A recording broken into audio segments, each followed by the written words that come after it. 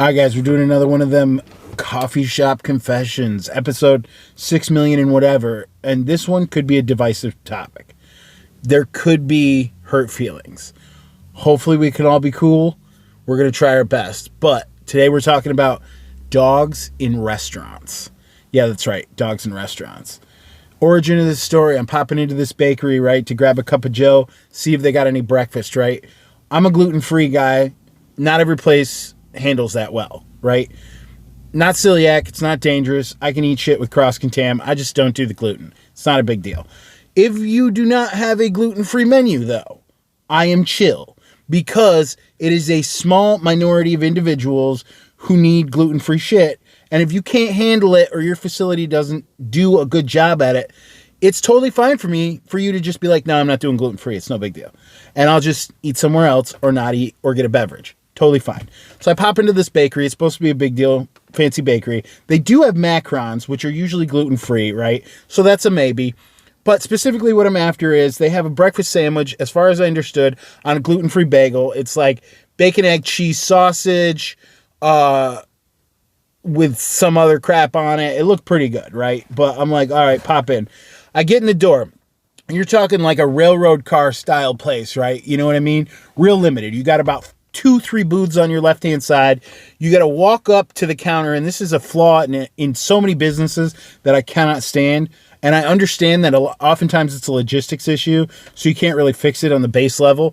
But you walk in, and the way you walk in, you come in the front door. You get to the left-hand side, you get your tables, your little booths or whatever, a little partition, and then you go up, and the menu is everywhere. So the menu is like front row, to your right, to your left, chalkboards, pictures everywhere, completely unreadable. There's no paper menu to like reference, which is fine. I get it. We'll figure it out. We can talk it out. We're adults. We can understand what's going on. Not a big deal. We'll work it out. But we get in there. The menu's crazy. I kind of already know what I want. I also heard like, oh, mixed reviews on the lattes, right? So I'm going to get a latte. I'm going to get a flavored so that it's, you know, if it's crap, it won't be as crappy. And I pop in, I'm doing my thing. I get in the door. Immediately to my left is a very, very cute corgi. Too big to be indoors in such a small building. Not at all behaved. Sniffing everything, knocking shit down, yanking on the table. The owner is sitting at the table eating what I can only describe as a very large meatball sub, two-handed, right? They kind of have their arm like through the leash. The dog is on a leash, but it's right in the walkway. It's sniffing at shit. It's knocking shit over. It's snipping at stuff. And next to that is another dog, a non-small dachshund, right? They are not really getting along. They're trying their best. The booths are too tight. The mom is eating what could be an egg salad, something gross in bread, but is really enjoying it with soup. So she's got soup, a spoon, a sandwich, wrappers. They both have drinks on the tables. The tables are not bolted down. The booths are bolted down on one side, but not on the other side where they have loose chairs. So the dogs are hitting the chairs. They're grabbing shit. And I'm like, 2 dogs in a tiny building, obviously up each other's asses, doing their things, getting in everybody's shit. You have to cross them, and then when you get to the front, in order to make your, like, they have an order station, they have a pickup station, but the problem is there's no comfortable way to walk in, order, and then, like, move down the line and then make it to the exit. People coming in and people leaving both have to cross each other's paths because it's a shared space, and there's not enough walkway to go to the other side, right? So you have to come in, go through the corridor, make your menu visually, order your food, come across, pick it up, and then walk back through the line of customers, right? So if you're even remote, like busy at all, everybody's up in everybody. Everybody's in everybody. And then you add 2 non-well-behaved dogs in the building, and you have a problem, okay? And people are theoretically trying to eat. Stuff's going everywhere. It is what it is. I get up there. I say, hey, I hear you got gluten-free. Is that true? And she says, yeah, we do. And I says, well, you know, I see there's a breakfast sandwich here that's gluten-free with all the shit on it. It looks pretty good. And she's like, yeah, but we stopped serving at 10:30. It's like 10:41 at this point. I respect their decision to cut off at 10:30. I know, you got to have a hard line. But first of all, breakfast ends at 10:30? That's really weird. And I was like, oh, well, your business is open from when to when? And she says 8 to 2. And I'm like, you're open 8 to 2 every day. Your breakfast is only 8 to 10:30? That's kind of strange, isn't it? And she's like, well, we do breakfast all day, but we only do it on Saturdays. And I was like, is it like a staff thing? Is it a logistics thing? And she's like, well, I want lunch to be ready from 10:30 to 2. And I don't want to do breakfast after 10:30. And I was like, okay, well, cool. It's your business. You do what you want. It seems weird to me because if it was me and I was running a place and my place is only open 8 to 2 anyway, which is not very much. And also you have to do all of this baking behind the scenes, right? Because it's technically a bakery. So like they're baking. They're not making the bagels. I would assume they buy the bagels out. Maybe they don't. I don't know. But either way, it seems to me like logistically you would want to be open longer, but whatever. And then you got dogs in there just wreaking havoc that you're not doing anything about. And I say, okay, well, no big deal. No breakfast. I see your bakes are limited because it's late in the, it's later in the day because now it's like almost 11. So like you figure by the time we're done talking, it'll be close to like 10:45. You're going to be closed in like 3 hours. So your baking case is limited, and also you only have a limited selection of gluten-free shit. Totally fine. Not gonna get anything. I'll just grab a latte. So I was like, yo, can I get a latte? And she's like, you want flavors in it? And I was like, cool, I'll get flavors. What do you have? Like, is there a list? And she's like, well, yeah, kinda. And she points to like a random corner of the menu where you kind of gotta back up through the whole chain of dogs to like read it. And I was like, just give me whatever, sugar-free, I don't care. Put the shit together, right? So I'm in there. The dogs are getting especially wily. I grab my shit, police come in.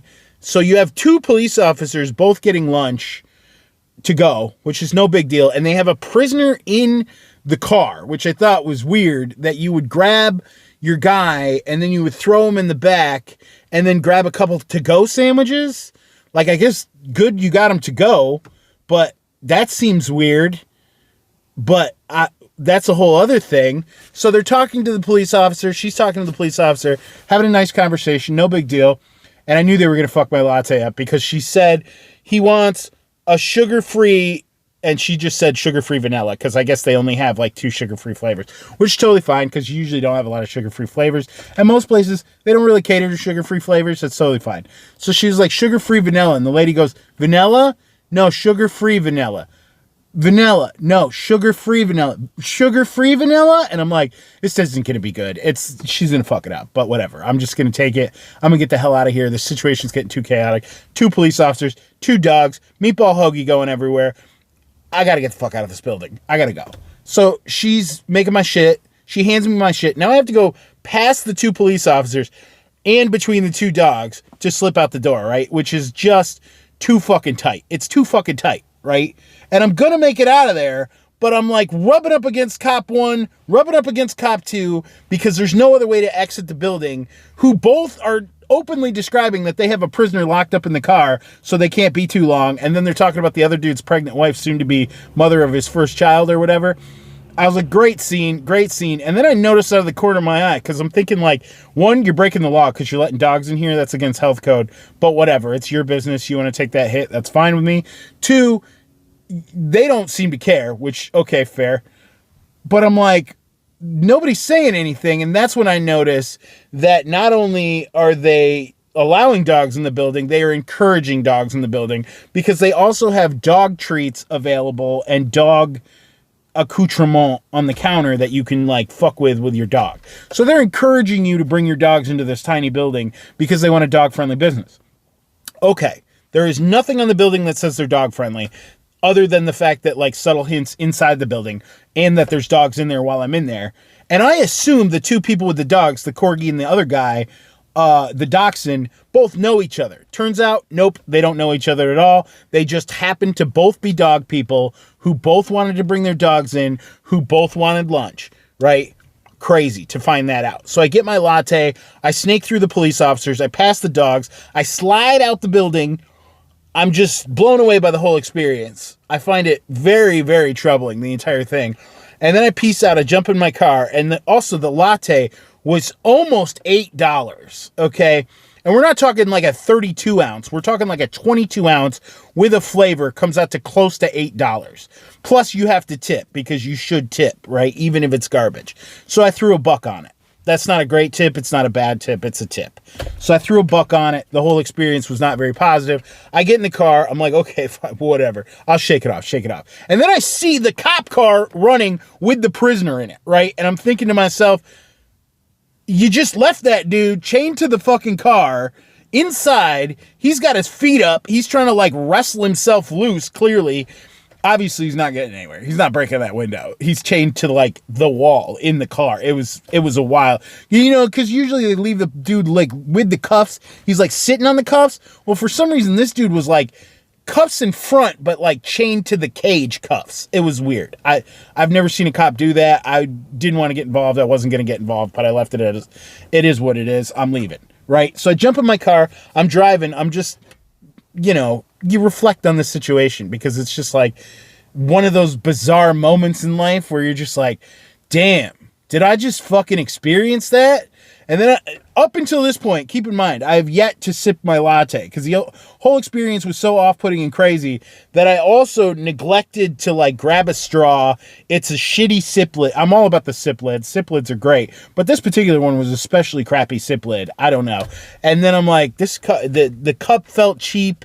I'm thinking about the $8. I know she didn't put the flavor in it, but I'm like, yo, fuck it. It's whatever, dude. It's coffee. We'll drink the coffee. And then I sipped this coffee, and it is not good.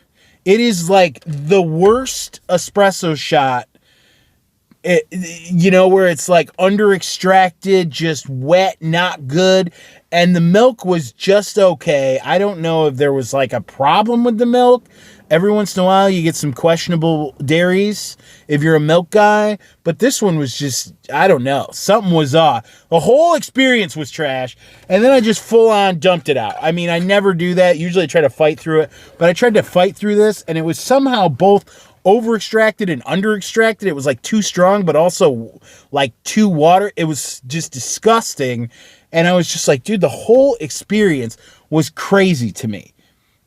Right? And so the moral of the story is this.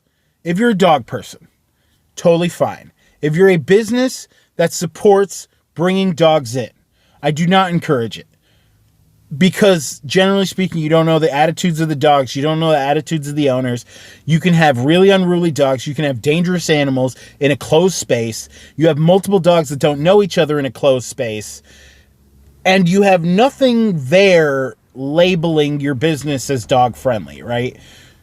You don't have outdoor seating, so I understand. Like, if you have outdoor seating, I strongly encourage bring the dogs to the outdoor seating. That's a great idea. Ice cream stands, notorious for having dogs at the ice cream stand, with the doggy bowls, with the dog treat in the bowl. That's great. I have no problem with that whatsoever. My big issue with the whole situation is give people the option to know that you are dog friendly if you are dog friendly. There is another restaurant that I do not frequent very often at all. Their dining room is essentially a patio that's been fenced in, right? So they originally had no indoor seating. Then they had a deck, and then they fenced in the deck, right? So it's now technically indoor seating, but it's not real. It is and it isn't, right? They're very dog friendly because their dog is there while they're working, right? So other people bring their dogs. It brings a lot of chaos to the dining room. You're also getting the dog on you. The dog is smelling you.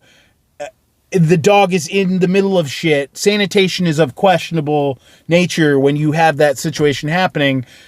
But they're labeled clearly as dogs present. Like it says right on there, dog-friendly business, right? So when you pop in, you have the choice to not eat in if you're uncomfortable with the dog. And their dog is great, but he is not well behaved at all. And other people bring their dogs in, and people have this perception, much like their children, that their dogs are better behaved than they are, and they're not. And that's when you run into these situations. We're at a similar situation where when I was working in a restaurant, we did have to kick dogs out, and we did have to kick people out with dogs, right? because it was a health code violation and because we were fined for having dogs in the building, we have to politely tell people, hey, you cannot bring your dog inside. And then they say, why not? And then you express to them in graphic detail, it is a law in this particular state that says we cannot allow you to have your dog inside. However, we can do curbside for you. We can bring it out to your car. We can also do to go. Or if you really need to have your dog with you, we can put you on the patio. It is completely acceptable to eat outdoors, depending on the weather. Much better situation, right? You can just go be on the patio with your dog. Not a big deal, right? And there is numerous people who are totally chill with that. Now, of course, there is an exemption to the rule.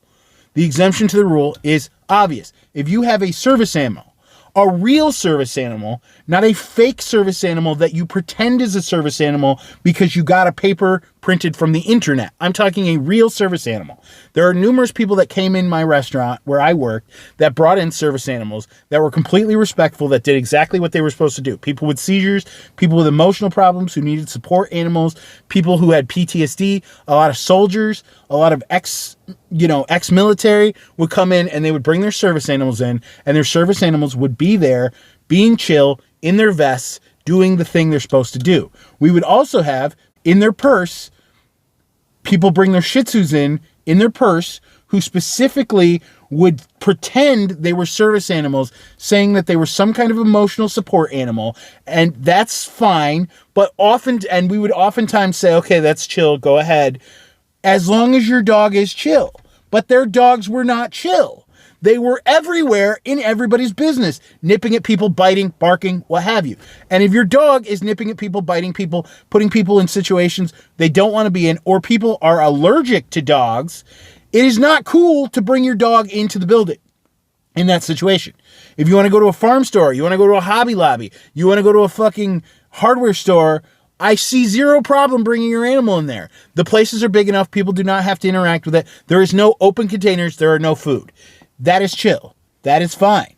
Okay? But when you bring them into a closed area with food that's tiny, that's a no-go for me. No-go. You'd have to boot people and they would get really, really angry. And this one lady specifically told me, she was like, you let kids in here. Kids are everywhere and they're filthy. My dog is cleaner than every other person's kid in here. I said, listen, lady, if you see any other kid in this building licking their own asshole and then trying to put it into my panini, then you can talk shit to me. Until that moment, get the fuck out. Perfectly reasonable in my opinion. I know it's a difficult opinion, hot take. Some people can't be without their dogs. I respect that. We got to find a middle ground. I think it's perfectly acceptable to have a business and take on that risk if you appropriately label it for all of your customers.